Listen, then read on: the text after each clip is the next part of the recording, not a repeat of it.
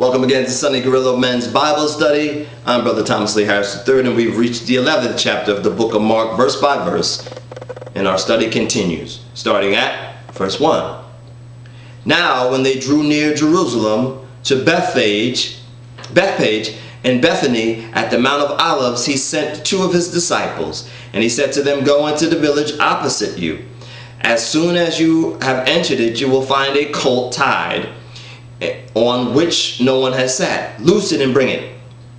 Verse 3, "And if anyone asks you, 'Why are you doing this?' say, 'The Lord has need of it, and immediately he will send it here.' So when they went their way, they found a colt tied by the door outside on the street, and they loosed it. But some of those who stood there said to them, 'What are you doing, loosing the colt?' And they spoke to them just as Jesus had commanded. So they let them go." Verse 7. "Then they brought the colt to Jesus and threw their clothes on it, and he sat on it. And many spread their clothes on the ground, and others cut down leafy branches from the trees and spread them on the road.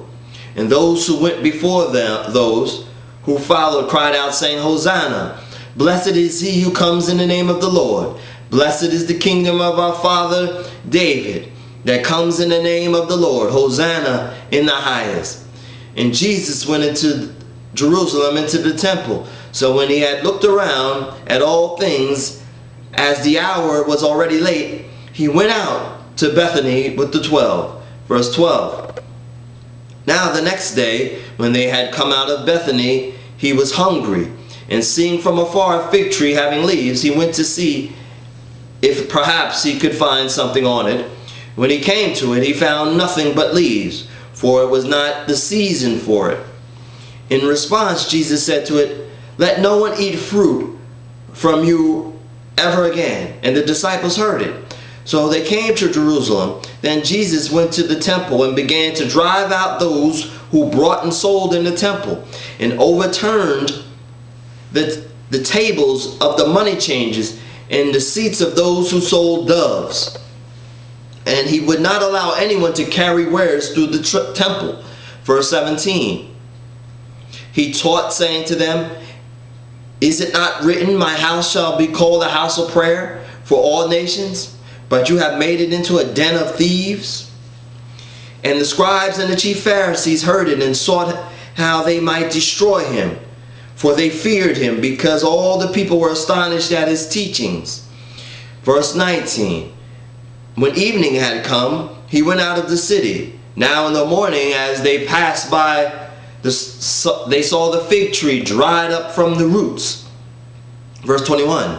"And Peter, remembering, said to him, 'Rabboni, Rabbi, the fig tree which you cursed has withered away.'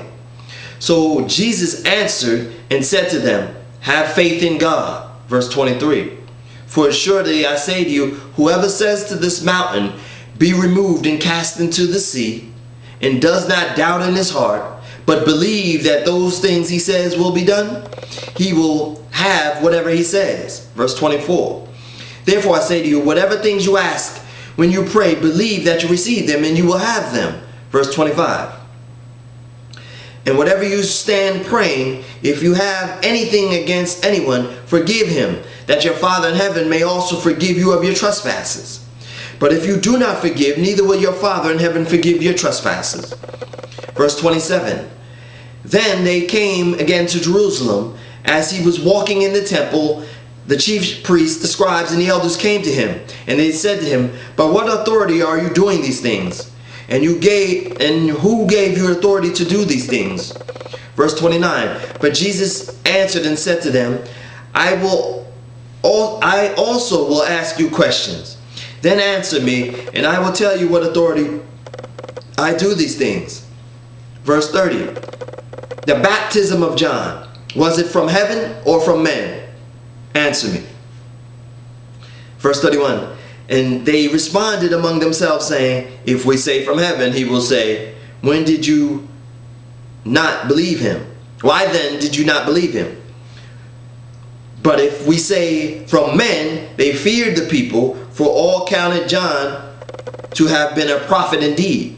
So they answered and said to Jesus, "We do not know." And Jesus answered and said to them, "Neither will I tell you by what authority I do these things." And that concludes the 11th chapter of the book of Mark. In a quick review, we see the story of how we came up with the tradition of Palm Sunday, where Jesus sends two disciples to get the donkey, the colt to ride on, and how the believers threw down the clothes and leafy leaves they set on the ground and cried out, "Hosanna." And then we see the story of the fig tree, how Jesus went to it to receive the fruit, and he cursed it, and it died. And then he goes on as they pass back by the fig tree and explains to Peter that it is the power of the belief, the faith in God, that gives him the power over any physical mountain or obstacle that's in the way.